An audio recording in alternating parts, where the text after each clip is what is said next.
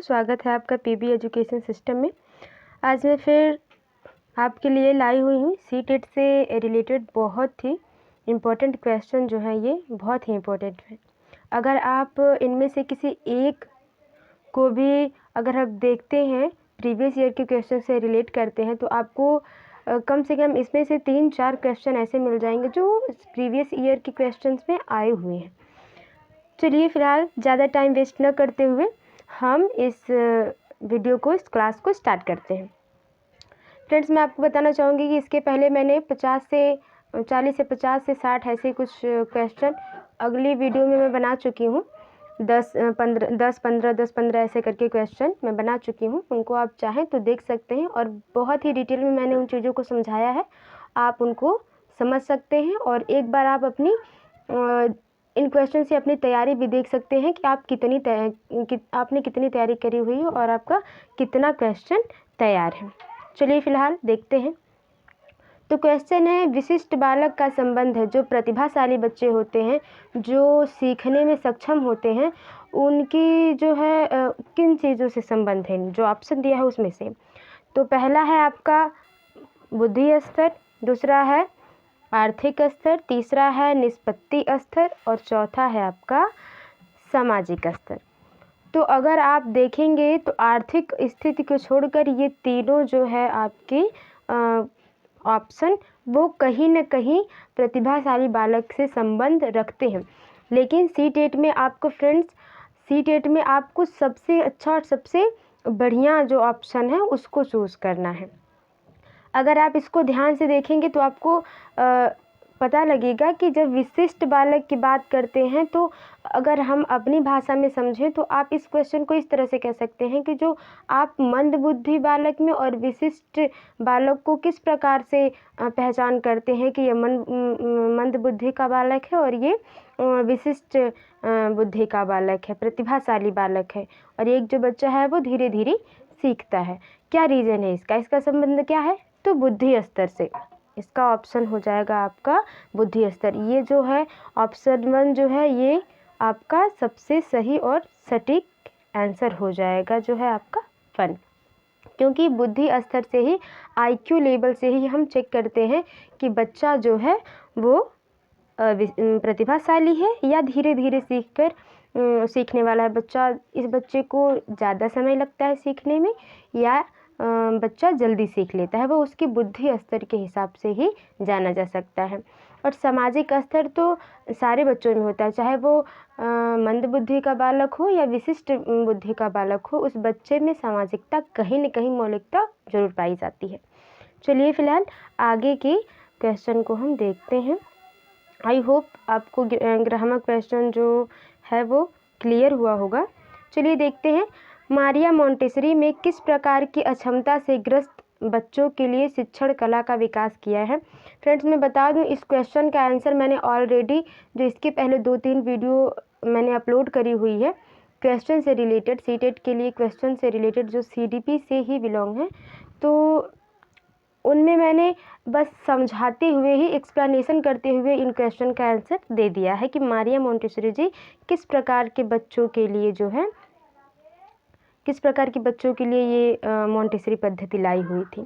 देखते हैं, मंदबुद्धि को पहचानने के लिए ऑप्शन पहला है, दूसरा ऑप्शन है मानसिक अक्षमता से ग्रस्त मंदबुद्धि बच्चों के लिए, तीसरा है सामान्य बच्चों के लिए, और चौथा है भयग्रस्त बच्चों की सुरक्षा देने के लिए। तो अगर देखें ऑप्शन को, तो ये चारों ऑप्शन कहीं न कहीं मारिया मोंटेसरी जी से कहीं न कहीं संबंधित है। सामान्य बच्चों के लिए छोड़ के तीसरा ऑप्शन आप छोड़ देंगे तो आपको लगेगा कि ये जो तीनों ऑप्शन है, पहला, दूसरा और चौथा, ये तीनों ऑप्शन कहीं न कहीं मोंटेसरी पद्धति से बिलोंग कर रहे हैं। लेकिन हम मंदबुद्धि को पहचानने के लिए अगर पहला ऑप्शन देखेंगे, तो मंदबुद्धि को पहचानने के लिए हमें मोंटेसरी पद्धति की ज़रूरत नहीं है। हमें टर्मन की जो IQ लेवल का उन्होंने चार्ट दिया हुआ है, उससे देखकर भी हम पता लगा सकते हैं कि बच्चे का IQ लेवल क्या है और बच्चा जो है किस प्रकार के सीखने में आता है, प्रतिभाशाली बालक है या मंदबुद्धि से सीखने वाला बालक है, धीरे धीरे सीखने वाला बालक है। तो आप इस तरह से पहला आंसर भी आपका गलत हो जाएगा। अब देखते हैं भयग्रस्त बच्चों को सुरक्षा देने के लिए। जी बिल्कुल नहीं, मारिया मोंटेसरी जी ने पद्धति लाई हुई थी जो बच्चे मानसिक रूप से अक्षमता से ग्रस्त मंदबुद्धि बच्चों के लिए था। मतलब कहने का मतलब है जो बच्चे मानसिक रूप से अक्षम थे, मतलब उनको कितना भी समझा लिया जाए वो कहीं न कहीं चीज़ों को छोड़ देते थे, नहीं समझ पाते थे, खुद के वातावरण से उन चीज़ को जोड़ नहीं पाते थे। अपने पूर्व ज्ञान से प्रेज़ेंट के टाइम में जो उन्हें नॉलेज मिलती थी वो अपने पूर्व ज्ञान से उसको रिलेट नहीं कर पाते थे। वो संबंध नहीं बना पाते थे कि जो मैंने पहले सीखा है और जो मैंने आज सीखा है, जो मुझे सर या मैम ने बताया है, वो चीज़ें दोनों सेम हैं। बच्चा ये समायोजन अवलोकन नहीं कर पाता है।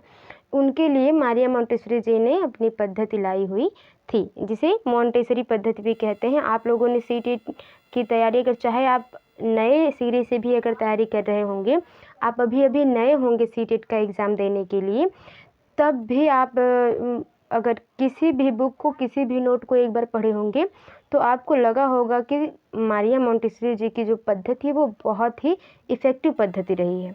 चलिए फ़िलहाल आगे चलते हैं। विद्यालय निर्देशन होता है, मतलब विद्यालय किसके लिए निर्देशित चीज़ों को करता है? ऑप्शन देखते हैं। पहला शैक्षिक निर्देशन करता है, व्यावसायिक निर्देशन करता है, सामूहिक निर्देशन करता है, चौथा है व्यक्तिक निर्देशन करता है। तो हाँ, अभी अगर हम व्यावसायिक निर्देशन की बात करें, मतलब किस तरह से व्यापार करना है चीज़ों को, ना किस तरह से चीज़ों को व्यापार करना है, तो आप देखेंगे कि जो व्यावसायिक निर्देशन है, हमारे जो विद्यालय हैं, हमारे जो इंडिया में जितने भी विद्यालय हैं, कुछ विद्यालय, कुछ यूनिवर्सिटी को छोड़कर आपको कहीं भी व्यवसाय के बारे में नहीं बताया जाता है। आप प्रेजेंट टाइम में भी जिस स्कूल से हाई स्कूल इंटर किए होंगे या अभी भी जिस स्कूल में आप एज अ टीचर पढ़ा रहे होंगे, प्राइवेट या किसी भी तरह कोचिंग पढ़ा रहे होंगे, तो आप ज़रूर देखते होंगे या अपने आस पड़ोस के स्कूलों को भी देखेंगे कि हमारे स्कूलों में सिर्फ बच्चे को किताबी ज्ञान तो दिया जाता है, व्यवहारिक ज्ञान भी दिया जाता है, ये हम मानते हैं, लेकिन व्यावसायिक ज्ञान नहीं दिया जाता बच्चों को। उन्हें किस तरह से, अगर हमारे स्कूलों में ये नहीं बच्चों को बताया जाता कि अगर बच्चा इन सब्जेक्ट्स में ठीक नहीं है और किसी सब्जेक्ट में बढ़िया है तो उस तरह की प्रोग्रेसिव क्लास बच्चे को कैसे देनी चाहिए। हमें उस बच्चे को आज भी शिक्षा मनोविज्ञान आने के बाद भी हो सकता है आगे चल के ये चैप्टर जुड़े कि अगर बच्चा किसी व्यवसाय को आगे चलाना चाहता है तो उससे रिलेटेड भी क्लास चलनी चाहिए। लेकिन हमारे इंडिया में अभी कुछ स्कूलों को छोड़कर जनरली व्यावसायिक निर्देशन विद्यालयों में ये नहीं होता है आपका। तो इस तरह से आपका दूसरा कट गया, क्योंकि हमारे इंडिया में बहुत कम स्कूलों में व्यापार से संबंधित क्लासेस चलाई जाती हैं। वैयक्तिक निर्देशन तो ठीक है, कहीं न कहीं हर शिक्षक जो है वैयक्तिक रूप से बच्चों से मिलकर बच्चों की कमियों को दूर करता है, उनकी बातों को सुनता है, उनसे इंटरेक्ट करता है, वो मान लेते हैं। सामूहिक निर्देशन जी बिल्कुल ही उतने सारे बच्चे होते हैं जिनके साथ हम समूह में अपनी बातों को समझाते हैं, पढ़ाते हैं, सिखाते हैं बच्चे को। लेकिन अगर सबसे मेन पॉइंट आप देखेंगे तो वो है शैक्षिक निर्देशन। हम बच्चे को शिक्षा से रिलेटेड, जैसे हिस्ट्री हुआ, जियोग्राफी हुआ, हिंदी हुआ, आपका मैथ हुआ, ये शैक्षिक निर्देशन देते हैं बच्चे को। हम बस उसको पढ़ने का तरीका बताते हैं, हम बच्चे को कुछ भी ऐसा नया जोड़ के नहीं पढ़ाते। हम बच्चों को बस इतना ही पढ़ाते हैं कि उसके वातावरण से रिलेट करके पढ़ाएं ताकि बच्चा आसानी से सीख सके, बस इतना ही। और तो सब किताबों में लिखी हुई ही चीज़ें हम कहीं न कहीं कराते हैं। लेकिन अगर आप व्यावसायिक निर्देशन देखेंगे तो ये हमारे जो किताबों में है वो कहीं न कहीं इसकी कमी है। आई होप आने वाले समय में व्यावसायिक निर्देशन भी हमारी पुस्तकों, हमारी बुकों में जुड़ेगा। फ़िलहाल चलते हैं आगे की क्लास, देखते हैं क्या है। आपका 14वां वाला है कि बार बार एक ही तरह की प्रक्रिया करने का कारक है। मान लीजिए अगर कोई बच्चा है, कितना भी समझा लिया जा रहा है, वो बच्चा एक ही प्रक्रिया दोहरा रहा है। अगर कोई गलती कर रहा है तो वो बार बार वही गलती को दोहरा रहा है, तो इसका कारक क्या है? गामक क्रिया निष्पादन की कमी, स्मरण शक्ति की कमी, निरंतर अव्यवस्था का होना। तो अगर आप इसको ध्यान से देखेंगे कि एक बार किसी एक चीज़ को बार बार दोहरा रहा है बच्चा, तो उसमें गामक क्रिया हो सकती है। बच्चा हो सकता है कि वह अपने बातों को स्पष्ट न बोल पा रहा हो, ये भी हो सकता है। उच्चारण सही तरीके से न कर पा रहा हो सकता हो। बच्चा कलम पकड़ने में थोड़ा सा असमर्थ हो, कोई दिक्कत हो उसको हाथ में, तो गामक क्रिया निष्पादन की कमी से भी ये हो सकता है। स्मरण शक्ति की कमी से भी कोई चीज़ बच्चा बार बार भूल जाएगा तो वो गलतियों को दोहराएगा। और निरंतर अव्यवस्था होना, जी बिल्कुल ही, अगर बच्चा उसको अभ्यासरत नहीं रहेगा, त्रुटि और प्रयास के नियम पे नहीं काम करेगा, अगर वो अभ्यास ही नहीं करेगा बच्चा, तो वो अव्यवस्था बनी रहेगी। बच्चा एक ही गलती को बार बार दोहराएगा। तो इसमें तीनों ऑप्शन सही हैं। तो तीनों ऑप्शन तो हम एक साथ लगा नहीं सकते, इसलिए हम सबसे सही ऑप्शन जो मानेंगे वो आपका रहेगा उपयुक्त सभी। ये तीनों चीज़ें ऊपर की सही हैं। आई होप आपको मेरी बात क्लियर होगी। आगे चलते हैं। क्वेश्चन है 15वां कि सृजनात्मक योग्यता वाले बच्चों की बुद्धि कैसी होती है? निम्न होती है, प्रखर होती है, ना निम्न और ना ही प्रखर, और चौथा है इनमें से कोई नहीं। तो जो सृजनात्मक योग्यता वाले बच्चे होते हैं, सृजनात्मक का मतलब अगर आप जोड़ेंगे तो आप इसको लिख सकते हैं क्रिएटिविटी। मैंने हमेशा कहा है जिन हिंदियों को आप समझ नहीं पाती हैं उनको आप इंग्लिश से रिलेट करिए, क्रिएटिविटी। आप पाएंगे कि बहुत से ऐसे क्वेश्चन हैं जो आप इंग्लिश से ही उनको हल कर सकते हैं। मैंने क्रिएटिविटी लिख लिया है, आप सृजनात्मक के बदले में क्रिएटिविटी लिख के एक तरफ से लिख लीजिएगा, ताकि आपको सृजनात्मक शब्द को समझने में दिक्कत ना हो। तो जब बच्चा क्रिएटिव काम करेगा, क्रिएटिव मतलब समझ रहे हैं आप, रचनात्मक काम, कुछ नया, हम कुछ चीज़ बता तो रहे हैं, बच्चा उसको भी सीख रहा है लेकिन अपनी तरफ से कुछ नया जोड़ रहा है, तो ये बच्चा जो होगा सृजनात्मक योग्यता वाला होगा। और ये तभी बच्चा कर सकता है जब उसकी बुद्धि प्रखर हो, सोचने की क्षमता, तर्क करने की क्षमता अच्छी हो, तो ये प्रखर होती है। ठीक है, जो सृजनात्मक योग्यता वाले बच्चे होते हैं उनकी बुद्धि प्रखर होती है, सोचने का तरीका बहुत ही बेस्ट होता है और चीज़ों को बहुत जल्दी इंटरेक्ट कर लेते हैं, उन्हें समझ लेते हैं, कन्फ्यूजन बहुत कम रहती है ऐसे बच्चों में। आई होप आप क्लियर होगा आपको ये सारी चीज़ें। चलिए फिलहाल 15वां ही था, फिर 15वां आ गया। समायोजन की प्रक्रिया है, देख लेते हैं ये क्वेश्चन क्या है। फिलहाल यहाँ 16वां होना चाहिए था, देख लेते हैं। समायोजन की प्रक्रिया है गतिशीलता, स्थिर स्थापनापन, ये कुछ दिक्कत लग रही है हमको, आप तीसरा ऑप्शन छोड़ दीजिए, वैसे ये होगा भी नहीं। और चौथा मानसिक। तो अगर आप देखें समायोजन कब होता है, कोई बालक अगर नई चीज़ सीखता है, अपने पूर्व ज्ञान से जोड़ लेता है, वो समायोजन है। समायोजन का मतलब एकोमोडेशन, आप पढ़े होंगे, ये चीज़ें जो हैं आपकी CDP में बहुत ही डिटेल में बताई गई हैं, जिसको जीन पियाजे ने बताया हुआ है। जीन पियाजे ने इन चीज़ों का समावेशन, समायोजन, इन चीज़ों का ये जो है स्कीमा बनाना, ये सारी चीज़ें संरक्षण करना, ये सारी चीज़ें जो हैं पियाजे जी ने अपनी बातों को इसी चीज़ों में समझाया हुआ है। आई होप आपको समझ में आ रहा होगा मैं क्या कहने की कोशिश कर रही हूँ। मैं कहने की कोशिश ये कह रही हूँ कि जो पियाजे साहब हैं, पियाजे जो हैं ये समायोजन और स्कीमा बनाना, इन सब चीज़ों में बच्चों के जो लर्निंग कैपेबिलिटी है उसमें उन्होंने चीज़ों को रखा हुआ है। तो वो समायोजन का मतलब कहते हैं कि यदि बच्चा अपने वर्तमान समय के ज्ञान को पूर्व ज्ञान से जोड़ लेता है तो वह उसका समाज में समायोजन हो जाता है। ठीक है, तो ये गतिशीलता से होता है, इसमें अब बहुत ज़्यादा तर्क करने की ज़रूरत नहीं है। ये है आपका पहला, गतिशीलता। आई होप आपको क्लियर होगा। अगला देखते हैं, मंद बुद्धि बालकों की विशेषता नहीं है, सीखने की मंद गति। मंद बुद्धि के बालक तो इसीलिए कहा जाता है क्योंकि वो धीमे गति से सीख रहे हैं। अमूर्त चिंतन का अभाव, शारीरिक दोष और मौलिकता। अगर आप देखेंगे इसमें तो ये निगेटिव क्वेश्चन है। जब भी निगेटिव क्वेश्चन आए तो ऐसे क्वेश्चन को बहुत ही ध्यान से करें। तो कह रहा है कि निगेटिव है, जो इसमें से सही होगा वही इसमें से जो इसमें गलत होगा वही आपका 16वें का सही आंसर होगा। ठीक ना, कि मंद बुद्धि की विशेषता नहीं है, विशेषता नहीं पूछा जा रहा है।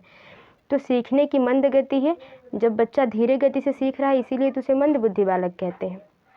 अमूर्त चिंतन का अभाव होता है, तो हाँ वैसे बच्चों में अमूर्त चिंतन का अभाव होता है।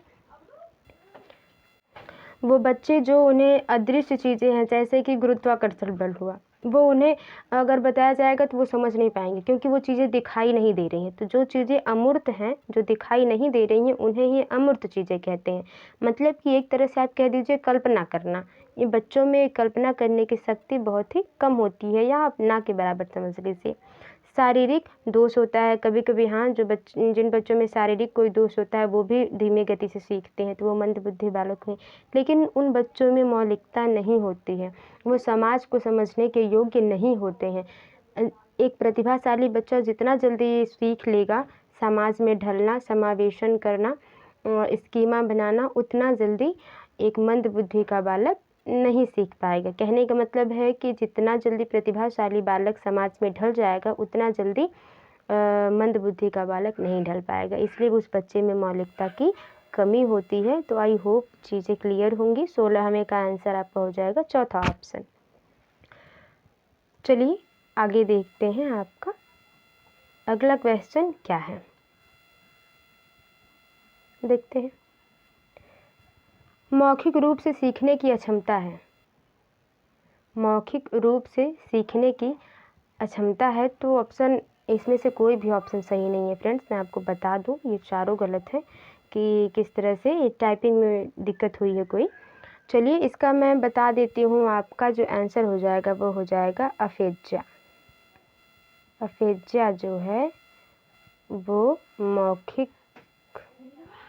मौखिक रूप से सीखने में, बच्चा बोलने में असमर्थ होता है। जैसे आप बोल के सिखाएंगे ना कि आप पोयम बोल के सिखा रहे हैं, तो बच्चा उस चीज़ को क्लियरली नहीं पकड़ पाता है, नहीं समझ पाता है। तो वो मौखिक रूप से सीखने में अक्षमता है। मौखिक रूप से बच्चा बोल के नहीं सीख सकता, जिसको हम अफेज्या कहते हैं। आई होप क्लियर होगा। इसका एक 1 लाइन क्वेश्चन है, 1 लाइनर क्वेश्चन, इस प्रकार के क्वेश्चन है। आप ये चीज़ें आपको रटी ही होंगी, समझ लीजिए। अगर आप इसको रटी हुई चीज़ें कह लें तो बिल्कुल ही, जिन्होंने 6-7 महीने से या 3-4 महीने से भी तैयारी अपनी शुरू करी होगी सीटेट के लिए, वो इन चीज़ों से वाकिफ़ होंगे। कुछ नया नहीं है इसमें। मौखिक रूप से जो बच्चा नहीं सीख पाता है वो अफेज्या होता है। जो बच्चा गणित तर्क शक्ति में कमज़ोर होता है, नहीं सीख पाता है, उसको डिस्कैलकुलिया कहते हैं। मैंने ये अपनी अगली वीडियो में बताया हुआ है, जो इसके पहले मैंने वीडियो बनाई हुई है। चलिए आगे देखते हैं। आगे देखते हैं कि 18वां क्वेश्चन क्या है। अध्येता। अध्येताओं मतलब सीखने वाले। अध्येता मैंने कहा है कि लर्नर्स। अध्येता का मतलब आप लर्नर से समझिए। लर्नर मतलब सीखने वाला, ठीक है। लर्नर मतलब सीखने वाला। में किसका विकास न्यून महत्वपूर्ण होता है। न्यून मतलब आप समझ लीजिए, अगर आप न्यून समझना चाहते हैं तो आप न्यून का मतलब समझिए कि ये कम है। न्यून का मतलब है आपका कम। न्यून का मतलब है आपका कम। मैं यहाँ पे आप लिख देती हूँ ताकि आपको जो है कंफर्म हो जाए, कोई कन्फ्यूजन न रह जाए इस वीडियो के बाद। कम तो कम महत्वपूर्ण है। अध्येताओं में सीखने वालों में किसका विकास कम महत्वपूर्ण है। काम में लगन। एक सीखने वाले में सबसे पहले तो यही चीज़ होनी चाहिए कि काम में लगन होनी चाहिए, कि चाहे कुछ भी हो, मैं 10 बार हारूंगा, 20 बार हारूंगा, फेल होऊंगा, लेकिन मैं करूंगा ज़रूर। तो ये काम में लगन होनी चाहिए। आत्मविश्वास होना चाहिए कि चाहे कुछ भी कोई कहे, मेरे परिवार वाले मेरा साथ न दें, गाँव वाले न दें, फ्रेंड्स न दें, यहाँ तक कि खुद के जो फैमिली है वो भी सपोर्ट ना करे, लेकिन उसका आत्मविश्वास बच्चे का ऐसा होना चाहिए, चाहे किसी भी व्यक्ति का आत्मविश्वास ऐसा होना चाहिए कि जो मैं सीख रहा हूँ उसको मैं सीख के रहूँगा और उसमें मैं अपना 100% दूँगा। तो ये भी सही है, ये भी पूरी तरह से चाहिए। कम आत्मविश्वास रहेगा तो जो है सक्सेस तो बहुत मुश्किल से मिलने वाली है। श्रम का महत्व बिल्कुल ही जो सीखने वाले हैं, व्यक्ति हो या बच्चे हो, उनको पता होना चाहिए कि श्रम मतलब मेहनत का महत्व क्या होता है, मेहनत करना क्या होता है, किस प्रकार से मेहनत करी जाती है, ये हर सीखने वालों में होना चाहिए। लेकिन धर्म के प्रति जो अनुराग है ये हर सीखने वाले में ना हो तो बहुत बढ़िया है। मेरे हिसाब से, मैं अपनी राय रख रही हूँ फ्रेंड्स, मैं कह रही हूँ कि इसमें ना के बराबर हो धर्म को लेकर चीज़ों को। अगर हम धर्म को रिलेट करके कोई चीज़ सीख रहे हैं तो हम नहीं सीख पाएंगे। हाँ, कभी कभी हमारा जो इंडिया है वो पूरी तरह से धर्म से जुड़ा हुआ है। हमें अपनी संस्कृति बहुत प्यारी है और संस्कृति के लिए ही तो भारत जाना जाता है। लेकिन जब सीखने की बात आती है तो वहाँ धर्म का कोई मतलब ही नहीं पड़ता। चाहे हमें कोई भी सिखाए, हमें सीखना चाहिए। तो ये आपका आंसर है कि जो सीखने वाले हैं उनमें कम महत्वपूर्ण आपका धर्मानुराग है। ठीक है, अब अगला देखिए 19वां, शिक्षण प्रक्रिया के प्रमुख सोपान है। तो चलिए फ्रेंड्स जल्दी देख लेते हैं। सीखने वाले की आवश्यकता, परिस्थितियाँ, पारस्परिक विमर्श, उपरोक्त सभी। तो शिक्षण प्रक्रिया में अगर आपको सीखना है तो ये चारों ही तीनों जो है ऊपर के ज़रूरी हैं। सीखने वाले की आवश्यकता भी होनी चाहिए तभी आप कुछ सीखने जाएंगे, आवश्यकता नहीं होगी तो क्यों सीखने जाएंगे। ऐसी परिस्थितियाँ हो ताकि आप कोई चीज़ सीखनी पड़ी तो आप सीखेंगे। पारस्परिक विमर्श, आप किसी से बातचीत करके ही नई चीज़ सीखते हैं, तो ये उपरोक्त सभी हो जाएगा। चलिए अगला देखते हैं। अगला है औपचारिक संक्रियाओं का स्तर किस अवधि में घटित होता है। तो औपचारिक मतलब बच्चा आराम से कहीं से भी कहने का मतलब कि बच्चा जहाँ से भी सीखता है औपचारिक तरीके से सीखता है। एक देखिए सीखने की संक्रिया जो है अनौपचारिक है, एक औपचारिक है। आप इसके बारे में जानते होंगे, वाकिफ होंगे, ये बहुत नया वर्ड नहीं है। तो ये कोहलबर्ग जी कहते हैं, कोहलबर्ग जी ने दिया है आपका औपचारिक, अनौपचारिक, अमूर्त, अमूर्त, ये सारी चीज़ें दी हैं उन्होंने तो अपने सिद्धांत में। तो ये जो है वो आपको मैं आंसर सीधे बता देती हूँ। 11 वर्ष से आगे हम जो भी चीज़ें सीखते हैं औपचारिक तरीके से, जैसे ड्रेस पहन के स्कूल जाना, एक मैनर में रहना, ये सारी चीज़ें 11 वर्ष के आगे से शुरू होती हैं। आई होप आपको ये चीज़ें क्लियर होंगी।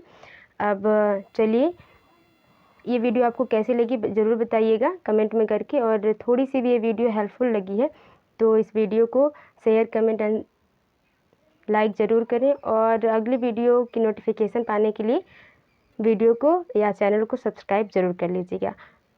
मिलते हैं अगली वीडियो में, तब तक के लिए बाय बाय, थैंक यू।